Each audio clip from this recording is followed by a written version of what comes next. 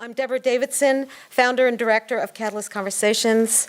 I am very happy to welcome you to our 17th public event, a big conversation about STEAM, which stands for, if you don't know, Science, Technology, Engineering, Art, and Math, organized in collaboration with Cambridge Creativity Commons and the Agenda for Children.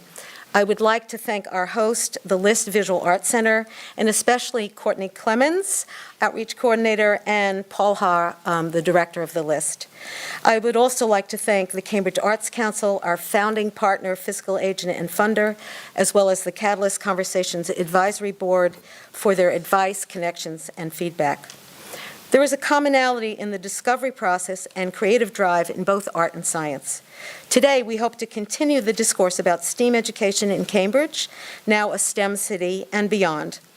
The aim is to demonstrate the importance of STEAM in K-12 and higher education, as well as discussing the broader impact and growing interest in STEAM within the larger community, the creative workforce, and professional scientists and artists. All of our programs express the idea that both art and science seek to comprehend our world and ourselves. Catalyst Conversations presents artists whose work resonates with science. This afternoon and later this evening, we are pleased to expand that definition of what we do by inviting two groups, the first now from 4 to 5 and later from 6 to 7, of terrific thinkers, practitioners, and happy to say we have students with us from MIT who are all engaged in some way in this conversation about the arts and science. They will each present very briefly, and then we'll have the opportunity to have a conversation with each other and with you about the variety of ways the arts can be in dialogue with the sciences. I don't have time to read the bios of everybody, but you can read them in the program we made today and on our website, where we have also created a STEAM page with links to resources and organizations, and we'll just keep that up on our website going forward. The speakers today are Kyle Brown, to my right, Director of Cambridge Creativity Commons, and Ingrid Gustafson, Instructional Technology Specialist of the Cambridge Public Schools. Marlon Orozco is on his way. He's a media program director at Community Arts Center, and we think he might be bringing a student. We have several people from the fledgling MIT STEAM Club, Grace Lee and Alice Huang, and Nicole Weber, Science and Education Program at Lesley University. Khari Milner, directly on my right, is the co-director of the Agenda for Children Out of School Time Initiative and Learning Partnerships Director of the Cambridge Public Schools. He's going to say a few remarks, and he will act as a moderator for the talk. So, Khari. Thank you, Deborah. Good afternoon, everyone. Good afternoon, everyone. All right, thank you. Yes, I did used to be a classroom teacher once upon a time, so I like that call and response piece. It's very exciting to be here this afternoon. Marlon, come on down. All right, perfect timing as usual. We will be engaged in a conversation, just as the title infers, and I think that we'll be expanding, in some ways, the notion of how these catalyst conversations typically go down, as far as I understand. We're going to be including intentionally a lot of different voices tonight and from a lot of different perspectives. Good afternoon. All right, thanks. We're just getting started, so right on time. We will be hopefully inspiring folks in here and really giving you a chance to reflect on your own roles within your own industries, within your own shops, but also with how you connect to the concepts that live within the acronym STEAM, and most specifically how it connects to the concept of education. I want to welcome you on behalf of the City of Cambridge. As the co-director of the Agenda for Children, I help to run a citywide intermediary, and so we really work across departments, very much nestled within the school district, but also human services, community-based organizations, museums, universities, et cetera. and City Hall. And for those folks who can stick around, hopefully everyone, for the second panel, you also will be welcomed and hear some comments from our current Vice Mayor and a dear friend of mine, Dennis Benzin, a very big champion for STEAM in this city. As I mentioned, we're hoping to really delve into this concept of STEAM education. On the program, it says K to 12, and we might be swayed a little bit more in the upper end with this panel, but really we truly believe this work reaches down to our very youngest citizens, and that could even preclude, I think, K in many instances. So we want to think about education beyond just what's in the school day, just what's in the classrooms. We want to think about where it's happening, when it's happening, who's involved, what are their backgrounds, what are their relationships, what are their experiences, what are they bringing to the table. And just as importantly, particularly when you cross disciplines, as we do in the concept of STEAM, what are the expectations we have for what happens with that learning? What are we doing with that learning? Where do we want to go next? How can we go deeper? And dare I say, how can we go deeper both technically and creatively?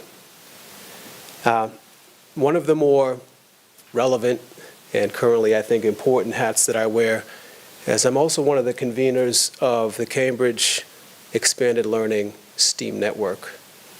And as that name implies, we, again, are expanding the notion of learning, but we also are building a network with many partners. And our goal really is to bring people, providers, and projects together to pool resources and collaboratively increase access to, awareness of, and quality across expanded learning STEAM experiences for all of Cambridge's young people. So access is really a big deal when it comes to this network that I am helping to convene. But also as we think about some of the conversation today, as meaningful and as hard-hitting as some of the principles may be, we want to really still come back to the young person, come back to the student, and consider, do they have access to what we're pushing for? And is it equitable access?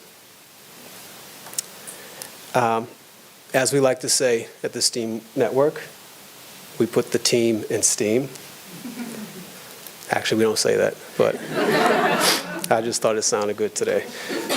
Sorry, so without any further ado, we're going to hear from each panelist group. Some of them will be accompanied by some slides, and that, after we run through that, we'll come back to the table and engage in a conversation, open up for some Q&A. So thank you, welcome again. Start with Kyle and Ingrid. And you're all doing your own clicks. We just press. Okay. Hi, my name is Ingrid Gustafson. I'm a technology specialist in Cambridge Public Schools at the middle school level, so grades 6 to 8. And as somebody who's involved with technology, I've always tried to push technology into the science classes and the math classes in general. But bringing in the art piece, the A in STEAM, has really given projects and lessons that we do, brought them up to a whole another level. So by doing the arts, we're making sure that we can push the thinking with the students to the high levels, and also giving access to students who may be more creatively inclined, and giving them different ways to express and show their learning and their understanding. So we've done some projects with stop motion animation and plate tectonics and claymation and invasive species using makey-makeys and food webs. So really trying to access science from different angles. Okay. Hi, I'm Kyle Brown. I direct the Cambridge Creativity Commons. And what Ingrid did neglect to mention is that I've come in and done a lot of work. Kyle. Sorry, with Kyle. Yes, with Kyle. So that's why we're presenting as a team here, because Although Khari was joking, I really do think STEAM is about collaboration and our unique use of skills and knowledge. So the Cambridge Creativity Commons mission is to engage students and teachers in Cambridge to think about deeper and more joyful learning across the disciplines through hands-on arts creative processes. And being able to collaborate with the science teachers has helped us look at the way science and the science learning and the creative process really truly overlap. Experimentation, trial and error, observation, imagination, and a final product. And also over the past 2 years, I've also collaborated with the Cambridge Science Festival to exhibit and also different Cambridge youth centers to provide art and nature programs. All right, thank you. How do I stop it? Did it? No, it didn't. Okay, thank you.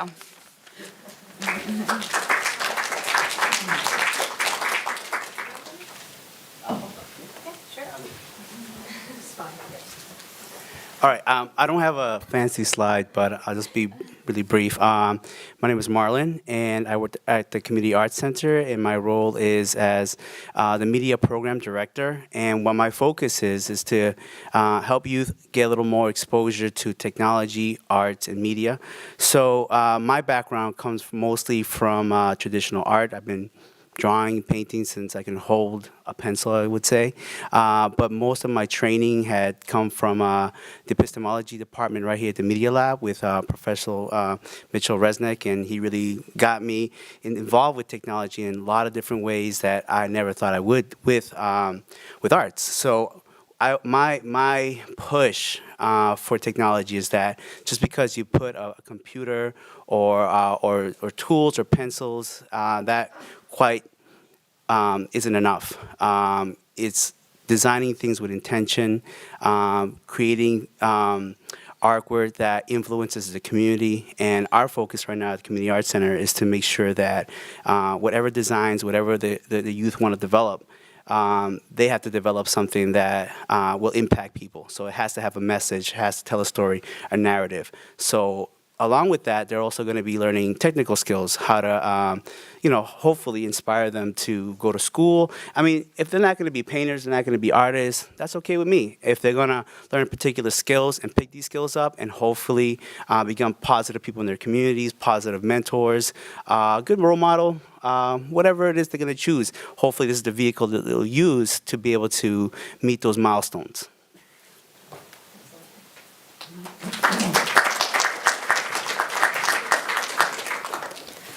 Hello, my name is Nicole Weber. I teach here in Cambridge. I work down the street at Lesley University. And as you can tell from this slide, I have an interest in art and in science mostly. Over the years, it's kind of funny when I set this up, I just grabbed some pictures and I realized the years were calculated by the size of the pictures, so I thought that was kind of a cool bar graph. So I have most of my experience in art. Secondary would be science and animal behavior, specifically in conservation biology. And then my last bit of focus has been in engineering education. And by default, math and technology fall into those categories. So how I envision STEAM is through people, places, and play, and leading to projects I've worked on and ways of thinking about process in those fields. So have you ever read Steal Like an Artist? I would highly recommend this book. We all have a creative lineage that we come from, and it kind of leads to where you go in life. And I really, the people that have influenced my path are amazing in their own rights, and they really influenced where I'm going with this. So I have to give homage to that. The places I've been, I didn't realize I was going to be with the people from RISD at the Nature Lab, but this is the Nature Lab. It's a very inspiring place if you ever get a chance to go there. You have artists, scientists, all together just messing about in the specimens. It's really a magical place to be. And then the aquarium. They redid some of the exhibits that are really worth going back to see. Just museums in general are a big place of inspiration for me. And then play. Getting out and messing about.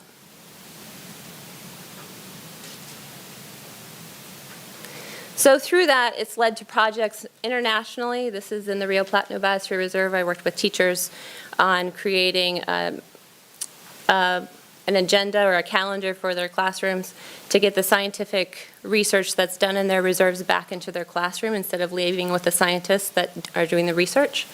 And then locally, with collaborators at Leslie, I see one of my co-authors in the audience, Vivian Poe.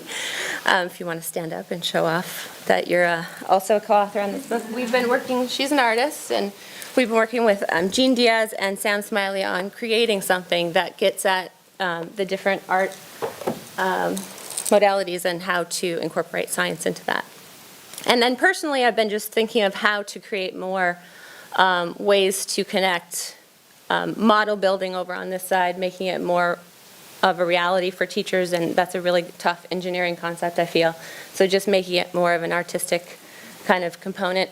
This is a timeline that I had teachers work on, and this is the Marshmallow Challenge, kind of getting into team building, again, and play. And it's an interesting dynamic that you get at different ages with that. So, and then the thinking of process, thinking of how the engineering context can be supported by the engineering, by scientific method, keeping them both distinct but also supporting one another. And we've also been discussing with my colleague Christina Lamore Sansone, she's in the AIB or LUCAD now, how graphic design supports different components of science and engineering. And so this is the graphic design process and what parts of science and what parts of engineering they would support. But mostly it's getting back to the way of holistic thinking for me. And I do a lot of work with indigenous groups, and it just gets back to an indigenous way of thinking. Indigenous engineering. There was a need, there was a design, and an implementation, and they're often really beautiful how they take on that realm. So now I'm trying to focus on a way of holistic thinking and the importance of play. So, thank you.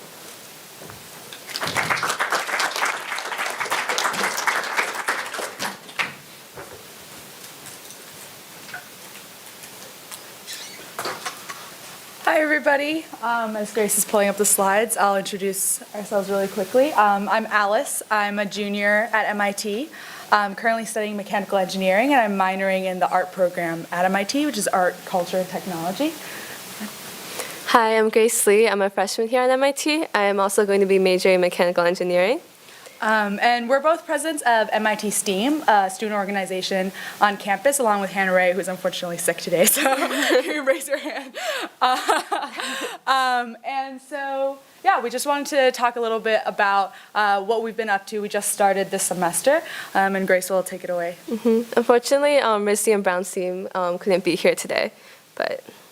So MIT STEAM, so we're about creating an interdisciplinary creative community, installing collaborative public art projects, and we also encourage students to work on personal projects outside of classes.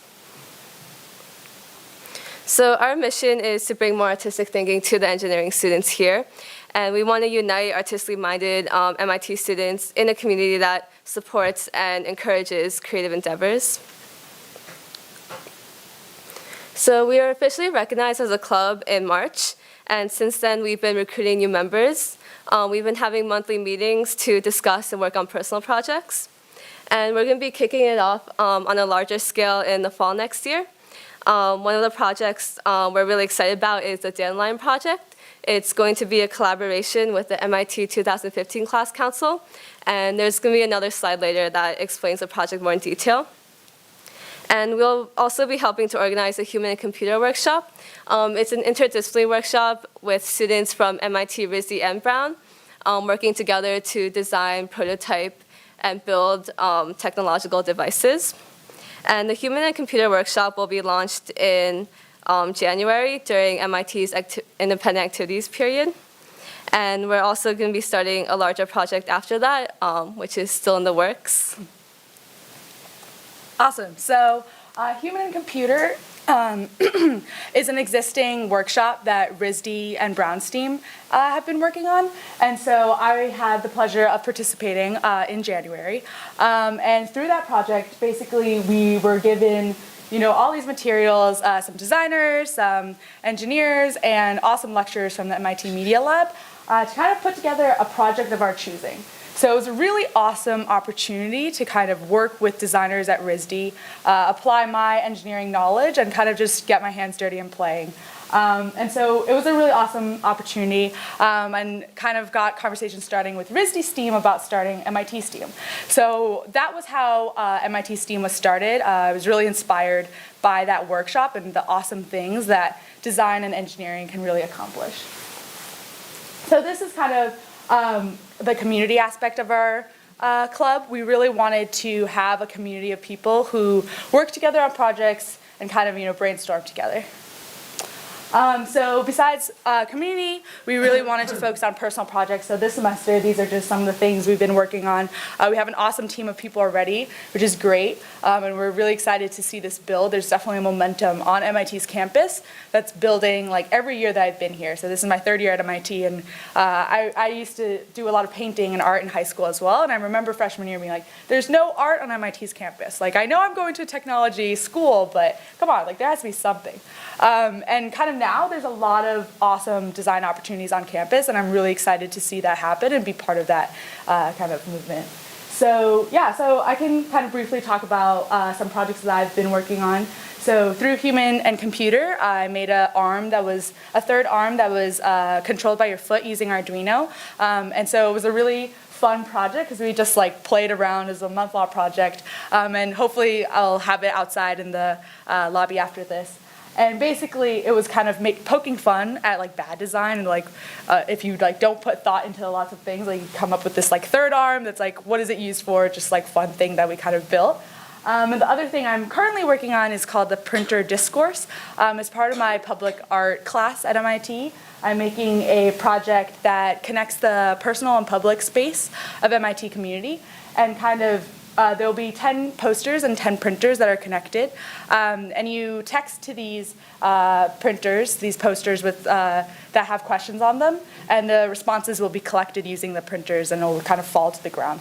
So I'm installing that today, actually, so you can see what it looks like in the works. And tomorrow, shameless plug, I have an opening at 6 o'clock in the Status Center across the way. So it'd be awesome if you guys could check that out as well. So this is the Dandelion project that Grace talked about earlier. We're kind of playing around with the name still, Wish, Dandelion, kind of that kind of theme. And basically it's a modular art piece, an abstract form of a dandelion that's going to be some sort of fundraiser for the Make-A-Wish Foundation. We're collaborating with the class council, my class council, juniors, to create this project with MIT's community. We're thinking maybe each dandelion unit, we're not sure what it looks like yet, will be created by individuals, and then we'll kind of collect that and put that together and display it somewhere on campus. So we're really excited about that, and we'd love to hear any ideas if you have any later on in the day. So yeah, we're MIT STEAM, and we'd love to hear any of your comments, questions, or anything like that. And I guess we'll get started with the conversation. Awesome. Thank you.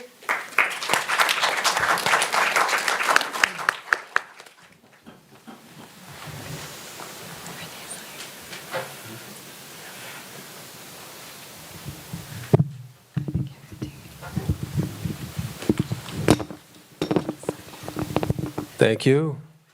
Can we make some more noise for the panelists, please? Wonderful examples of STEAM in action. So I'd like to ask you all, in terms of this concept of STEAM, many folks would argue it's not new. In fact, in the beginning, I think there was STEAM, right? Some people would argue.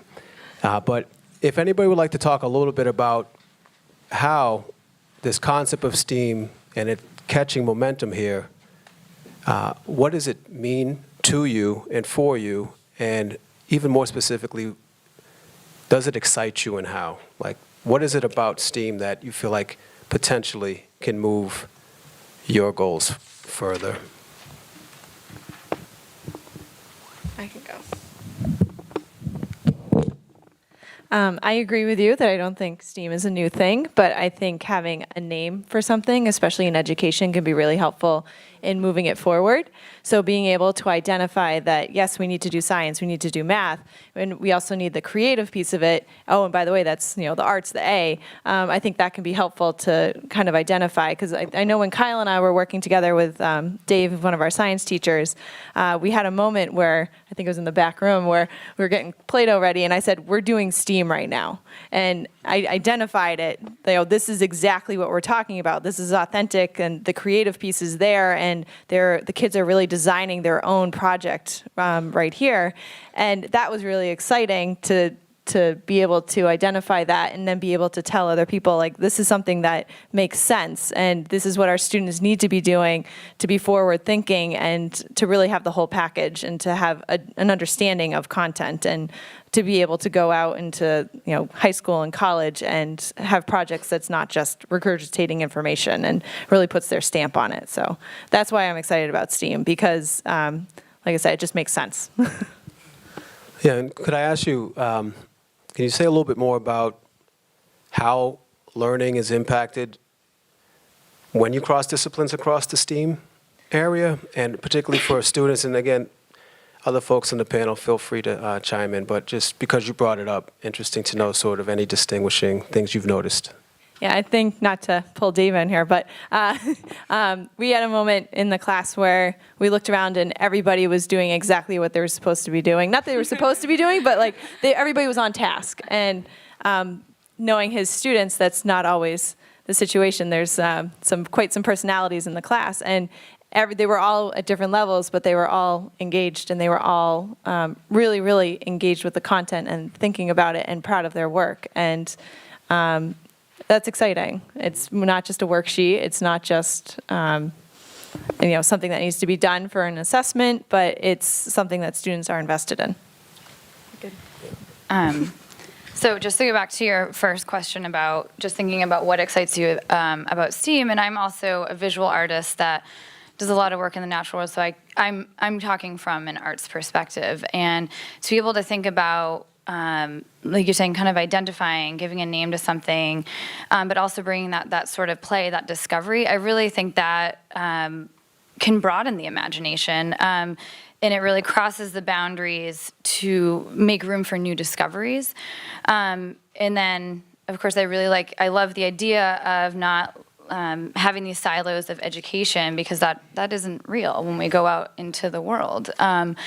And the second thing that you were mentioning, the impact, I don't know, as you were talking, I was just thinking about some of the experiences that we've had together with the science teachers.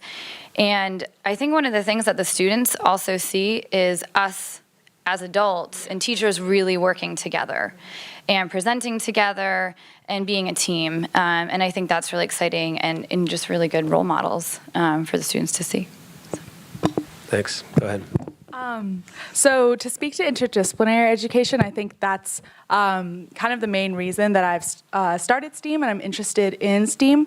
I've had the incredible opportunity to go to a liberal arts school, and coming to MIT was like quite a shock for me to be like, wow, like all the classes I'm taking right now is math, technology, biology, chemistry, like what is all this? And like I miss my Shakespeare classes and like different things. And so personally, I think that I work better with both arts and STEM, kind of hand in hand. I'm inspired by both. Like, I forget who said, but like kind of having the tools of technology to accomplish the art that I want to see is really important to me. And as an MIT student, it's been amazing to kind of get to junior year and be like, okay, I can take more design classes, more art classes, because I'm in a flexible kind of engineering program. And also, I didn't mention this before, but I have experience teaching. And I'm also a president of another club on campus called Amphibious Achievement, which is like a dual athletic and academic mentorship program. And so that interdisciplinary model works as well, because we inspire students to love learning through sports. And I think that the same can be definitely accomplished in arts. And personally, I think that's how I've been inspired to pursue technology, because of the arts and what kind of you can do with technology. Thank you. Any other comments on that? Yeah. I guess I am excited to see the art part highlight a little more. I do think a lot about how it's actually used as well. I like it because the conversation gets started, and I feel sometimes art can be seen as I don't know, like almost like in most traditional settings, like a cookie cutter system where people just want to like say, all right, everybody just color within the lines, or just make this little circle, or just to keep it safe, you know? And I think that putting the art out there and using it as a vehicle to be able to really help all aspects of kids' lives, education is really important. But one thing I've noticed, I ask a question to a teen, how, and that's my focus. I mostly work with teens, and I'll talk a little bit about the younger groups too. But when I ask them, so how are you gonna incorporate in your design? And we're doing a gigantic mural, 160 foot, on the side of a building. It's all going to be digital. We asked them, how are you going to include, your neighborhood in this? Sometimes they look at me kind of with a blank stare, and I'm kind of concerned of that because I think most of the times, traditionally, we put certain curriculums or certain things in front of their in front of them, and we want them to go step by step by step.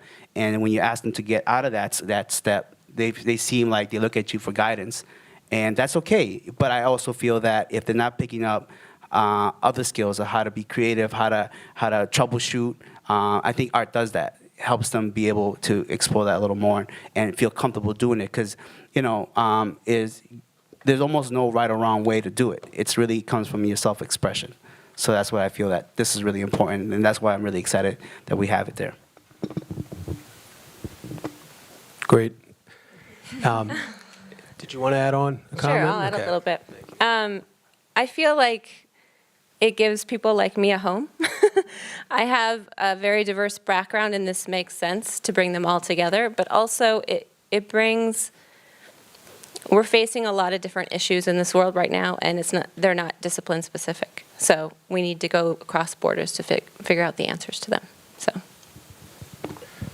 Thank you. So in terms of this idea of preparing them for what's next in life, young people, I'm hearing that as a common theme. And even as you talk about at MIT, sort of this evolution of, going from the technical to including more of the aesthetic, more of the creative. But have you had a chance to, I guess in your own work, are you challenging your colleagues around this concept of STEAM, or whatever you used to call it? We're calling it STEAM tonight. And if you could help folks in this room hear a little bit, get a little bit of a window into, is it, as you say, Marlon, like an entranceway through the arts, or is the on-ramp through engineering, or just a couple of quick examples to help folks hear a little bit about, even on this panel, where the rubs lie. All right, so I think for me, I'm sorry, were you gonna jump in? Okay, so I think for me, like, my background is mostly like digital, like art, engineering, working with the crickets when they were being developed right down here, lingo, all that stuff. That's my background. That's what I like to do. But I'm an artist inside. So now I'm working in an environment that's all art. So you go in there, people are dancing, people are painting, people are putting together plays, all that good stuff. So sometimes I feel like the art side kind of is like, I don't know about technology. I don't know if that really belongs, because it's not really, the elements that create art. And, slap on some LEDs, put in some, twisty things. Is that STEAM? No, not absolutely not. So I think that this has to be, I think that some of the arts field, they're kind of like, there's a weird balance, and I feel like sometimes, we're all talking the same language, we all want to do the same thing, but I think there needs to be more work to create a nice, I don't know if I want to say nice, not nice, but to create a language or to create some kind of like, I don't know, primer or something that we all can be like, all right, that is STEAM. That that LED, to make a cake. You know what I'm saying? Like a cake made out of paper mache, and inside, if you blow on the candles, then the little sensor inside will start playing some happy birthday songs. You know what I'm saying? So that's different ways to incorporate it. Anyway, so I feel like there's a mesh. Go ahead. Sorry. Well, I don't know, when you just said something like, well, we're all speaking the same language, and I can tell you I do not feel like that when I'm working with my science teachers and my technology specialists. Yeah. And so it's interesting that bringing up that, is there, can there be a common language around this? Or, is it going to be, the scientists, the artists, the tech specialists, each of us coming from our different expertise, in providing these skills? Or I feel like when you're talking about, are we challenging, or challenging, the colleagues, I find that, every time I'm doing a project with a teacher, I'm pretty much learning all about that. I'm learning about the science concept. I'm learning about the technology. So that is, that's challenging for myself. But then, I have to realize, I'm bringing my own language. I'm bringing my, the arts perspective. So I guess just, on that topic of language and how we're speaking, even at this table, and the different worlds that we come from, is interesting itself. Yeah, so. Definitely. Oh, okay. In the education world, trying to get these projects in during the school day is a challenge in itself. Schedules are normally meant to be interrupted by field trips and assemblies and outside groups and wintertime snow days. So we've spent a lot of time among ourselves, the teachers, trying to figure out what exactly is the schedule. What day are we doing this? What happens if we fall behind? What if we don't have the laptops? What if so-and-so is missing and they have saved their files? So there's those challenges, and then there's also the challenges of trying to work within a district curriculum and having an understanding of what actually we want our students to achieve, and making sure that the projects that we're doing really highlight the appropriate learning that we're hoping to achieve with that unit. So making sure that there's a little bit of inflexibility there with trying to make sure that those standards are being taught, but then where can we have that flexibility? And that's a huge challenge and a balancing act. So, how much art are we including? How much technology are we including? How are they communicating their science? And is in a way that we think is thorough enough so that they have the understanding that we want them to have. So this was definitely a question that we were grappling with when we were forming MIT STEAM, like defining what STEAM is, defining what MIT STEAM is, the organization, versus RISD STEAM versus Brown STEAM, because there are two organizations that exist already, the student organizations that exist already, and they've kind of done amazing work in this field, and we kind of were thinking, are we doing the same thing? Are we putting our own twist to it? And especially because RISD is an art school, they were kind of focused on bringing engineering to an art environment, and we realized very quickly that we're definitely not doing that. We're bringing art into artistic research, artistic thinking into the kind of engineering environment. So it was really awesome to kind of sit down with Grace and Hannah Ray and really hash this through and define what our club is and kind of set the boundaries or not boundaries of STEM and art. But I think what was most important about that was that we formed our own definition, we decided what it was, and communicated that clearly. So, yeah. Thanks. Nicole? I think you were asking which one is better to use as an entry point, I think, in a little bit of your conversation or question.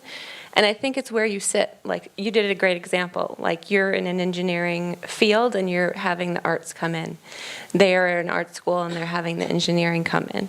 I think the key is starting the conversations and try to establish a common language. It takes a while, but I think that's the first step in figuring this out, because they're all have similar processes they go through in thinking about what they're doing. It's just how to communicate that.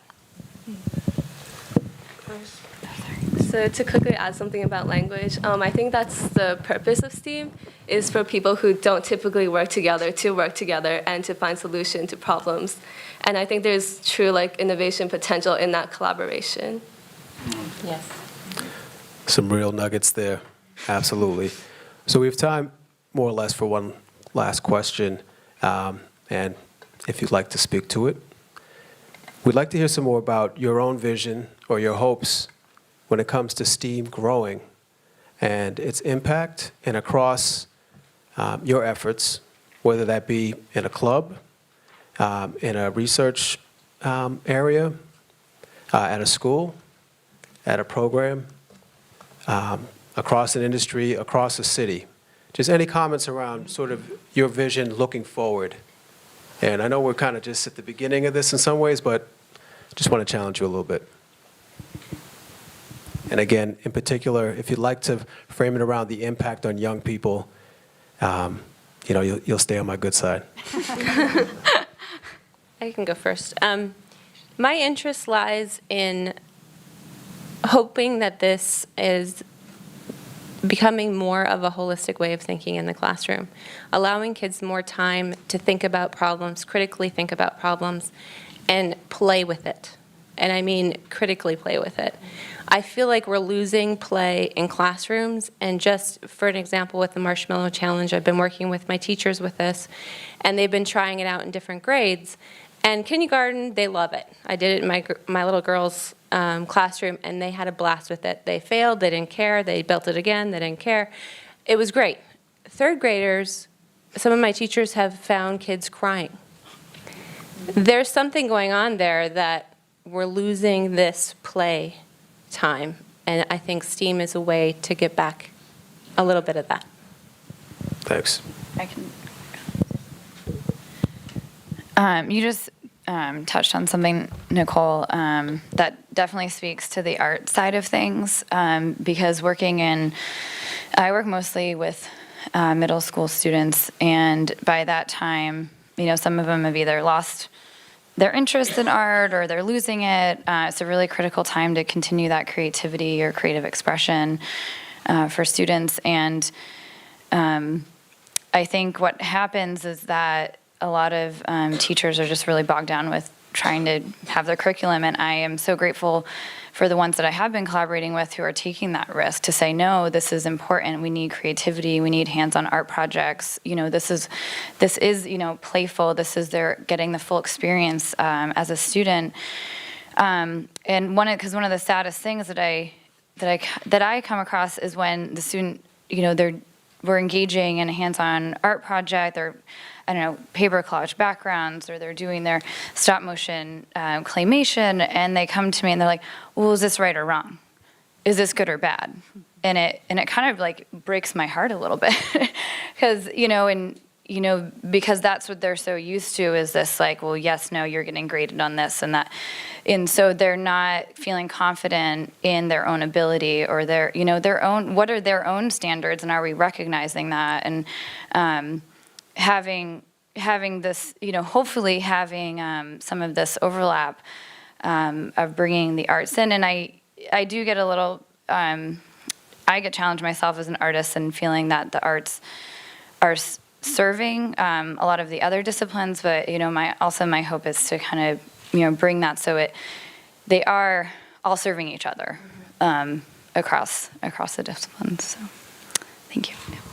Thanks. Anyone else? Yeah. So my job, I love my job because it's an open access job. So it's not that I'm stuck in a computer lab somewhere and kids come to me and we do keyboarding for 45 minutes. So I really get to go into classrooms and work with teachers on improving their own technology skills, but also helping make projects for the students.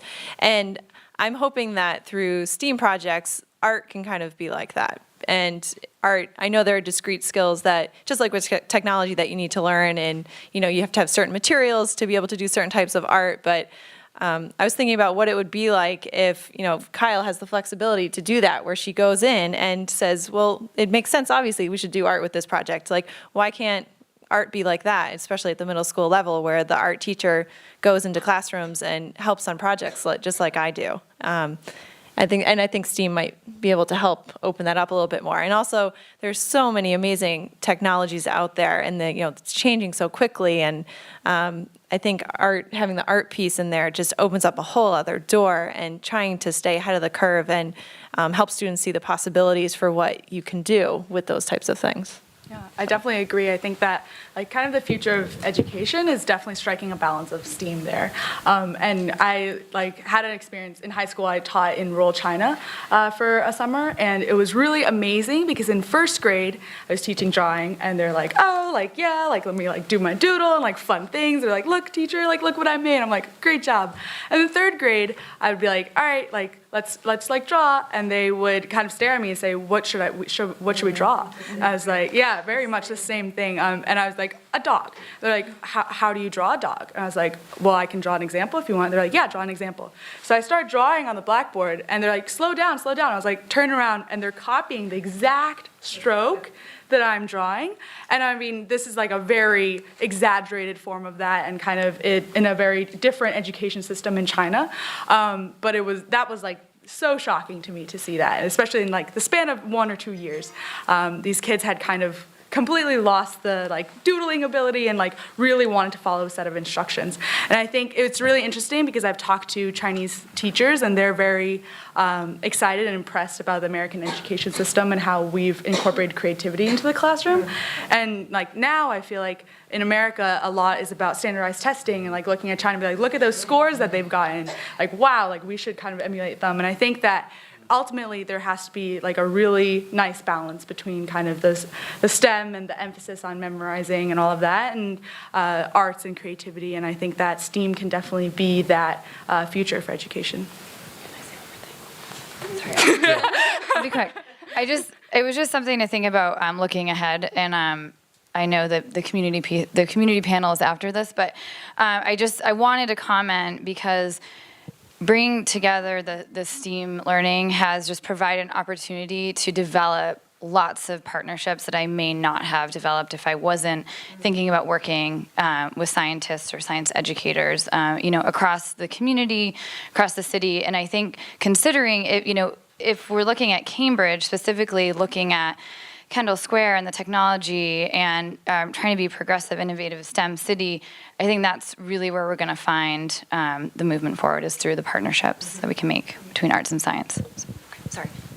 Great. And so, Marlon, I'm going to ask you to have the last word on this. And if you could even, because I was looking forward to having one of your teens up here. I know they were just rocking the house at their they're exhausted. Film festival, which you can talk to Marlon some more about that afterwards if you don't know about the Do It Your Damn Self festival that just happened. That's right. Yeah, we were just here on Friday. Yeah, I could still see. Yeah, it's vibrating. It's vibrating. But what I was going to ask you is, if you've had a chance to talk to your young people about the concept of STEAM, or if you could try to channel one of them or a couple of them in terms of what it is feeling like for them, or particularly the other option would be to talk about moving forward, how might STEAM mean more for them in terms of your teens that you're working with?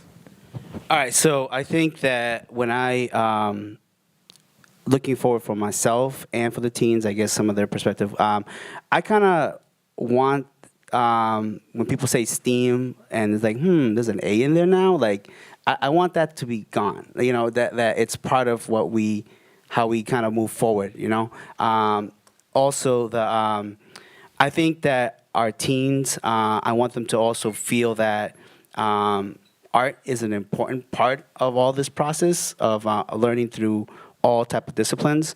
I guess I can give you an example is that when back in the days when we were developing or helping developing Scratch, back in the days, we had a whole bunch of graphics, and we asked the kids what are some of the things that will help Scratch to be more attractive. And the kids were like, there's a cat here, that's cool, cool cat. They could add another little sprite and animate it back and forth. But what happens if the cat can spray paint? What happens if the cat can break dance? Like, how do you do that? So that's the little part of the art part that we were, we had kids breakdancing in our studio. We had kids spray painting on walls and doing digital art, spray paint. So having them feel like they can really give to the development of complex tools that are used for programming, making games and all that stuff, and them being able to design stuff and then is now actually incorporated within the software itself as graphics, like little cartoon characters. But I guess having them feel like they have a place where they can not just be people who receive the data, but also be active participants in designing the data. So they're not they're not just consumers, they're active creators, So I think that's one of the important parts I think that STEAM does, is that it actually lights that light that says, listen, yeah, we're doing these complex, robots. We're actually working on a community robot project, and we're just, playing around with designs, but that kind of thing that they can design stuff. So there you go. Perfect. Did that help? Yeah, so youth voice, thank you for ending us on that note. So if there are a couple of questions, we have mics on the side, and I just want to say something very briefly, which is, it seems like you all should connect STEAM, MIT, and the community center. That would be amazing. Okay. Go ahead. Hi, thank you. My name is Ron Malice. This is the first time I've sat through a conversation about STEAM, and it was really quite illuminating. But mostly what it illuminated for me was what's missing. And what's missing are the humanities. And I think it was Kyle who brought up the example of this kid who said, is this good or bad? Is this right or wrong? It's the whole sort of interpretive capacity, critical thinking, that is nowhere to be seen, and it was, for me at least, nowhere to be heard in your discussion. And I know that adding an H to STEAM is going to make it really, how should I put it, awkward. But I really think, otherwise, I think we fall into a trap of this being a sort of one-size-fits-all. Yeah, now we got it. All we need to do is add the A and we're set. And I don't think that that's true. I would really unpack that and maybe put it back together again and say what, in fact, is the role of the humanities. Somebody mentioned Shakespeare. It was a pleasure to hear Shakespeare, in this context.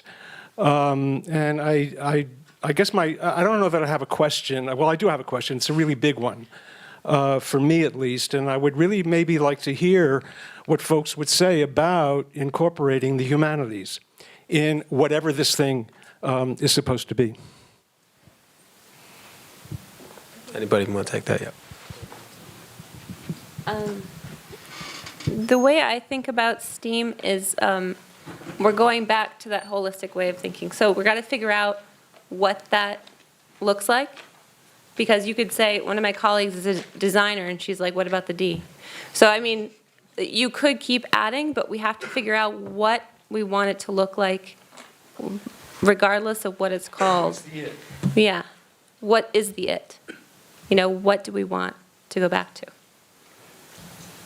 I think, what is the goal? You know, what is the it again, and what are the contributors to that? Mm-hmm.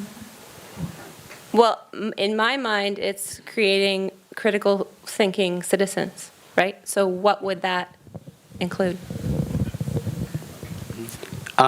So one of the things I mentioned, we're creating a robot, right? A community robot. So the reason we did that was because our neighborhood, where the Community Arts Center is, it's right across the street from one of the oldest housing complexes, and it's Newtown Court, Area 4. And so our kids leave the center and they go right straight into the project. So, and around them, right in front of them, there's like I don't know, I'm going to say maybe $1 billion, maybe in construction, new factories going up. So they look out their windows, and those buildings that are going out there, they're disconnected. They can't work there. There's a barrier there, right? So how because they don't feel like they can get there. They can't walk there and walk into that neighborhood. They can walk down the street into the park and hang out there, but is that neighborhood that's being reconstructed, redeveloped, is that really theirs? So we're asking them the question, what are some of the things your community would need? So we asked them, is it safety? Is it food. What is it that they need?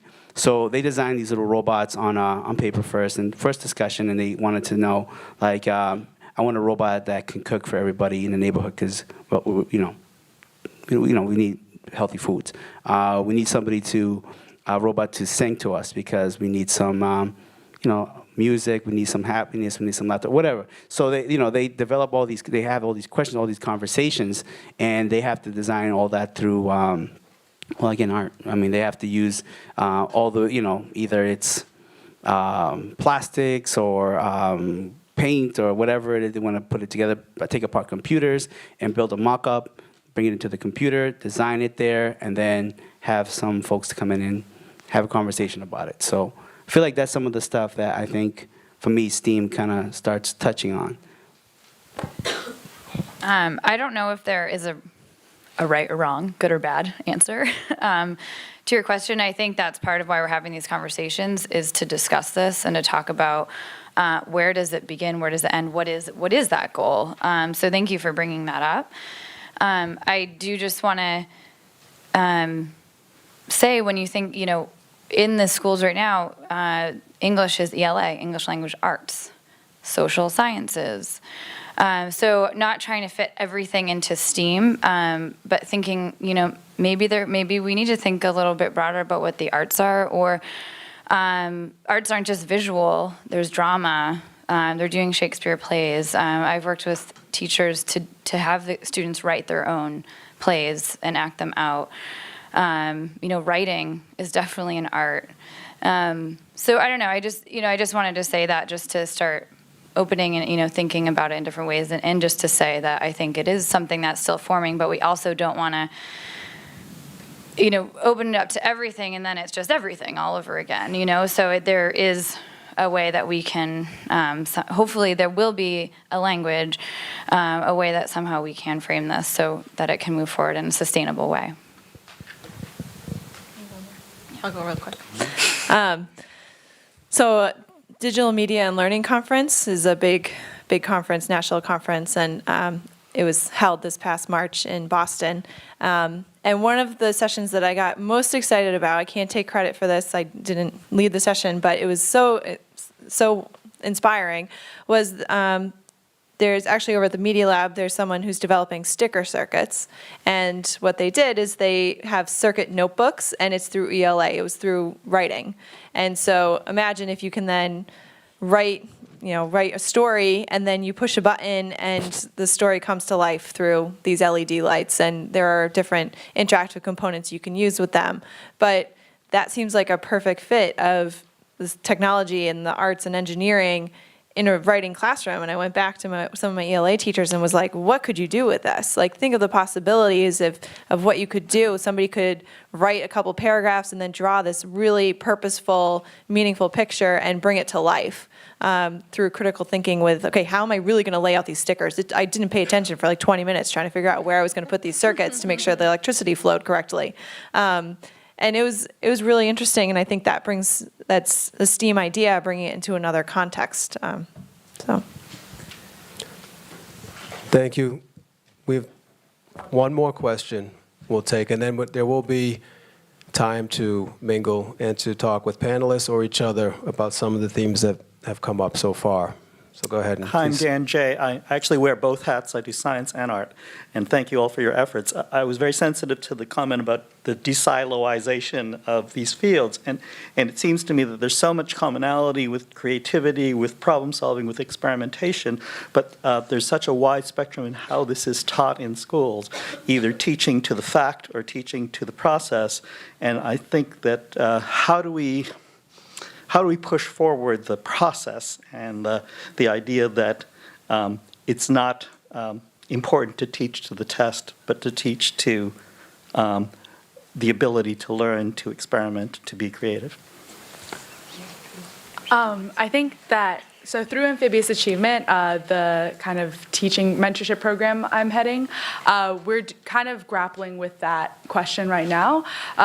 We started as kind of an SAT prep organization, and we have 50 students who come to MIT every Sunday, and we teach them. I'm the head crew coach. We teach them rowing, swimming, and SAT prep, and so that's kind of really evolved from inspiring students to learn to be dedicated to their college, to their future, through SAT, through rowing, through the discipline and like the hard work that you learn from sports, to applying it to SAT. And then we made a very critical shift this semester where we paused and we're like, is this our like add value here? We have 40 MIT students working with 50 teenagers in high school who don't have any other kind of support for college. And is this what our add value is? Is this where we can make the most impact in the SAT? And I think at the end of the semester, we decided, no, that's not it. The real kind of impact we can make is in that process, that thinking. So we kind of, one Sunday this semester, we scratched our SAT curriculum. We write all our own curriculum, so it's like relatively easy to kind of scratch curriculum and decide on the spot. And we did a game. So we did a Post-it note game, and we had like all these Post-its, 10 Post-its in the pile, and you play with your partner, and one person can only take one or two, and whoever like takes the last one wins or something like that. And kind of the realization that happened was, wow, this classroom is so engaged. Like everyone is working with their mentors, everyone's excited to solve this problem and to come up with a strategy to win. And so we kind of had our like 2 academic coordinators who kind of head the classroom, be like the masters of this game, and the students were trying to beat the masters. And that excitement, when they kind of figured out a method to the madness and they kind of figured out a problem-solving strategy was amazing to see. And I think that that's what really excites me about STEAM as well. It's about that, scientific method, that design thinking, that process thinking that I've also kind of seen in my favorite classes. That's what I've gotten out of it. Like really, it's about the thinking process and not the facts. Like I don't remember any of the facts I learned from calculus, but I do remember how to solve a proof from geometry. So, Thank you. So as we close this panel down, I want to give not so much a shameless plug, but offer as a resource, come full circle to, as I had mentioned, the Expanded Learning STEAM Network as really a resource for the city of Cambridge. And one thing that is driving it is bringing folks together to have a shared vision. And along with that shared vision, to have some shared goals and some shared outcomes and impacts we're looking to have on young people and upon each other. And so just a quick example is the idea of competencies that we want young people to develop when they experience and they fulfill a so-called STEAM learning experience in a STEAM space. And so that gets at this question of perhaps critical thinking, mastery, being curious, trying something you may not have thought you could do as a new opportunity. And so we're beginning that conversation, and these are many diverse partners, just as we have in this room and just as we have at this table. And again, expanding beyond, as though it's very easy for us to talk about silos and classes and disciplines. And it hurts my tongue sometimes to say it because we're almost reinforcing them by saying that we don't believe in them. Or we want to get rid of them, I should say. I mean, we can't, anyway. So, again, I want to thank you all for pushing this conversation to a new place. And thank you all for your attention and your patience for our start this afternoon. Just a little bit more noise for the panelists and for yourselves.